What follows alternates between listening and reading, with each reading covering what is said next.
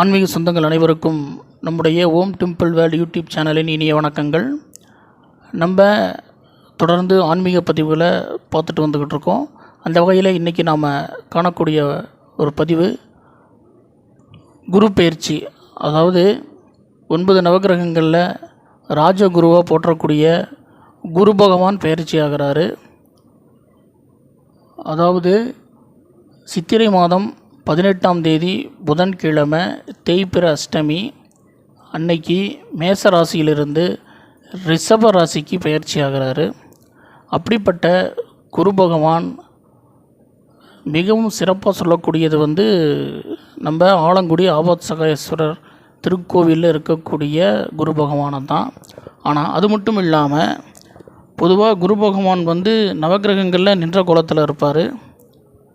ஆனால் ஆலங்குடியில் ஒரு கால் மேலே தூக்கி அமர்ந்த கோலத்தில் தான் காட்சி தராரு.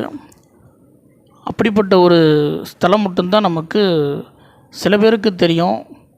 ஆனால் மிகவும் முக்கியமாக சொல்லக்கூடிய ராஜகுரு என்று அழைக்கப்படுகின்ற ஒரு ஸ்தலத்தில் குரு பகவான் நின்ற கோலத்தோட மிகவும் அற்புதமான பலன்களோட ஒரு திருத்தலத்தில் காட்சி தராரு. அந்த திருத்தலத்தை பற்றி தான் இன்றைக்கி நம்ம பார்க்க போகிறோம்.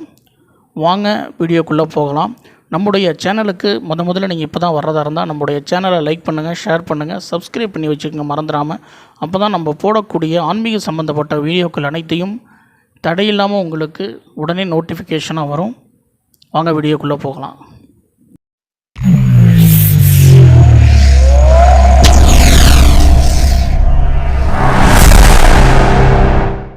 ஆன்மீக சொந்தங்கள் அனைவருக்கும் வணக்கம். அதாவது நம்ம இன்றைக்கி பார்க்கக்கூடிய இந்த குரு பகவான் இருக்கக்கூடிய ஒரு திருக்கோயில் ஒரு அற்புதமான திருக்கோயில். பொதுவாக 9 நவகிரகங்களில் குரு பயிற்சி, சனி பயிற்சி, ராகு கேது பயிற்சி, இது மாதிரி பயிற்சிகள் ஏற்பட்டாலே நம் அனைவருக்கும் மனசில் ஒரு சின்ன ஒரு தடுமாற்றம் இருக்கும். இந்த கிரக பயிற்சிகள்னால நம்முடைய வாழ்க்கையில் பலவிதமான மாற்றங்கள் ஏற்படுமே அப்படிங்கிற ஒரு சின்ன ஒரு தயக்கம் இருக்கும்.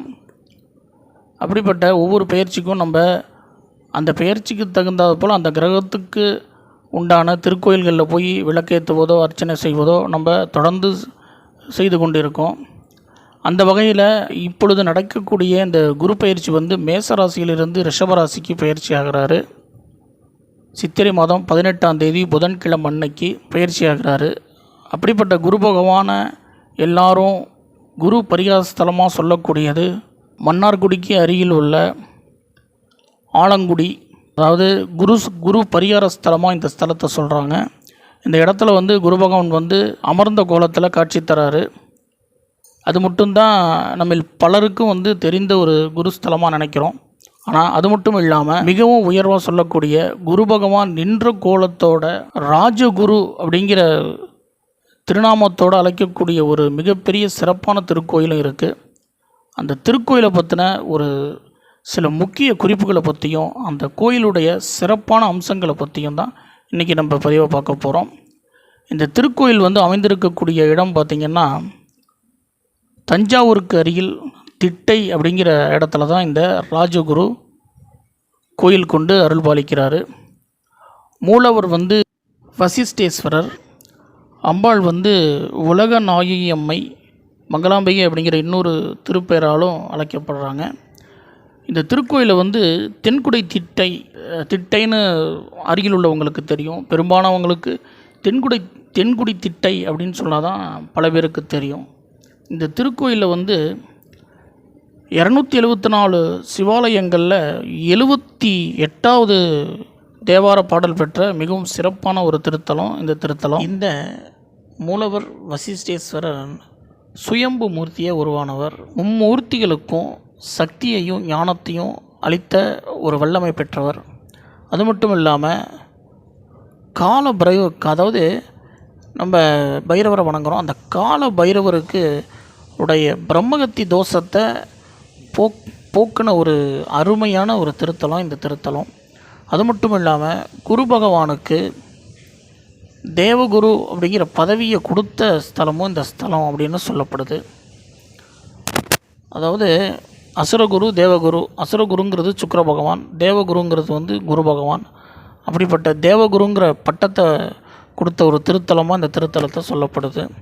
அது மட்டும் இல்லாமல் இந்த கோயிலுடைய மிக பெரும் தனி சிறப்பாக சொல்லக்கூடியது மூலவரில் இருக்கக்கூடிய இந்த சிவபெருமான் வசிஷ்டேஸ்வரருக்கு 20 வினாடிக்கு ஒரு முறை, அதாவது அந்த 20 நிமிடத்துக்கு ஒரு முறை மேலே, அதாவது சந்திரக்கல் அப்படின்னு ஒரு கல் அந்த மூலவருக்கும் மேலே விமானத்தில் அமைக்கப்பட்டிருக்கு. அந்த கல்லிலிருந்து 20 நிமிடத்துக்கு ஒரு முறை தண்ணீர் சொட்டு சொட்டாக சிவபெருமான் மீது விழுகிறது. இது இந்த கோயிலில் இன்றைக்கும் நடக்கக்கூடிய ஒரு மிகவும் சிறப்பான அதிசயமான விஷயமாக சொல்லப்படுது. அது மட்டும் இல்லாமல் சிவபெருமானுக்கு மேலே சொட்டக்கூடிய இந்த நீர் அந்த சந்திரக்கல் மேலே அமைக்கப்பட்டிருக்கிறதுனால அந்த நீர் சொட்டு சொட்டாக விழுவுது அப்படின்னு சொன்னேன். அதற்கு இன்னொரு காரணமாக சந்திர பகவானே என்றென்றும் வசிஷ்டேஸ்வரரை அபிஷேகம் செய்து வணங்குவதாக ஒரு ஐதீகம் இருப்பதாகவும் இந்த திருக்கோயிலில் சொல்லப்படுது. அது மட்டும் இல்லாமல், அதாவது இந்த சிவபெருமான் நடுப்புற, அதாவது அந்த மூலஸ்தானத்துக்கு 4 மூலைகளிலும் 4 விதமான லிங்கங்கள் இருந்து நடுப்புற மூலவர் வசிஷ்டேஸ்வரர் இருந்து காட்சி தருவதாகவும், அதற்கு பஞ்சலிங்கேஸ்வரர் அப்படிங்கிற பெயர் உள்ளதாகவும் இந்த திருக்கோயிலில் மிகவும் சிறப்பாக சொல்லப்படுது. அது மட்டும் இல்லாமல் வசிஷ்டேஸ்வரருக்கும் அம்பாள் மங்களாம்பிகைக்கும் நடுப்புற குரு பகவான் நின்ற கோலத்தோட இத்திருத்தலத்தில் ராஜகுருவாக காட்சியளிப்பதாக மிகவும் சிறப்பாக சொல்லப்படுது. அதனால் ராஜயோகம், அதாவது குரு பகவானே குரு பார்க்க கோடி நன்மை அப்படின்னு சொல்லுவாங்க. அதை விட இன்னும் சிறப்பாக இந்த ராஜ யோகங்களை கொடுக்கக்கூடிய ஒரு அம்சத்தை நம்ம பெறுவதற்கு இந்த தென்குடி திட்டையில் அருள்பாலிக்கக்கூடிய ராஜகுருவை வணங்குவதனால நமக்கு பல விதத்தில் நன்மைகள் கிடைக்கும் அப்படின்னு சொல்லப்படுது.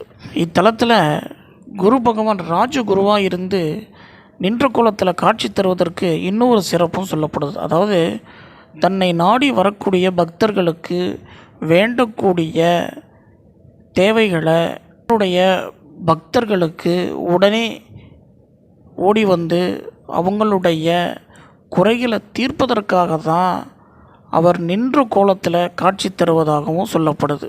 வசிஷ்டேஸ்வருக்கு மிகப்பெரும் சிறப்பாக சொல்லப்பட்ட, அதாவது சந்திரக்கல்லேருந்து தினமும் ஒவ்வொரு 20 நிமிடத்துக்கும் தண்ணீர் சொட்டு சொட்டாக விழுந்து சிவபெருமான பூஜை செய்வது போல், சந்திரன் பூஜை செய்வது போல் ஒரு மிகப்பெரிய சிறப்பான ஒரு அதிசய அம்சம் இருப்பதாக சொன்னேன்.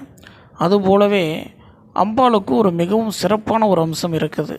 அதாவது அம்மன் சன்னதிக்கு மேலே 12 ராசிக்கட்டங்கள் வரையப்பட்டிருக்கு. இந்த 12 ராசிக்கட்டங்கள் மிகவும் ஒரு சிறப்பான விஷயமாக சொல்லப்படுது. அதாவது இந்த 12 ராசிக்கட்டங்கள் ஒவ்வொருத்தருக்கும் ஒவ்வொரு ராசி இருக்கும். அப்படி தன்னுடைய ராசிக்கு அதாவது மேலே அந்த 12 ராசிகள் பொறுக்கப்பட்டிருக்கு. அதாவது நம்முடைய ராசி எந்த ராசியோ அந்த ராசியை பார்த்து கீழே நின்று வணங்குவதனால நம்முடைய தோஷங்கள் நீங்கி நமக்கு நன்மைகள் கிடைக்கும் அப்படின்னு சொல்லப்படுது.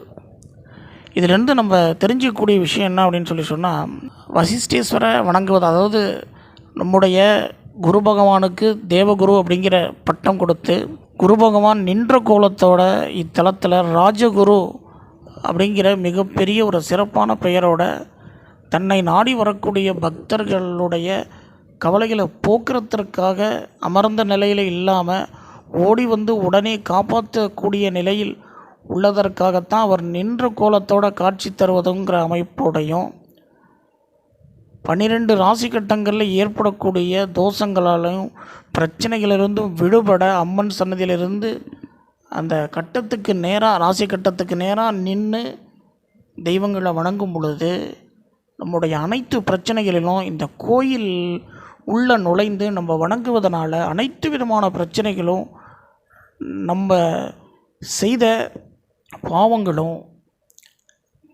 கிரகங்களால் ஏற்படக்கூடிய பிரச்சனைகளிலிருந்தும் விடுபடுறதுக்கு நமக்கு மிகப்பெரிய ஒரு அம்சமான திருக்கோயிலாக இந்த திருக்கோயில் இருப்பதாகவும் சொல்லப்படுது. எனவே இந்த குரு பயிற்சிக்கு ஆலங்குடிக்கு செல்வது மட்டும் இல்லாமல் ராஜகுரு அப்படின்னு அழைக்கக்கூடிய இந்த தென்குடி திட்டை, தஞ்சாவூருக்கு அருகில் இருக்கக்கூடிய தென்குடி திட்டை ராஜகுரு குரு பகவான் கோயிலுக்கும் நீங்கள் போய் கண்டிப்பாக அவருடைய அருளாசிகளை பெற்று நலமுடன் வாழணும் அப்படின்னு சொல்லி இன்றைய பதிவை இதோடு முடிச்சுக்குவோம். இன்னும் அருமையான பதிவோடு உங்கள் அனைவரையும் சந்திக்கிறேன். உங்கள் அனைவருக்கும் ஓம் டெம்பிள் வேலி யூடியூப் சேனலின் இனிய வணக்கங்கள். நன்றி.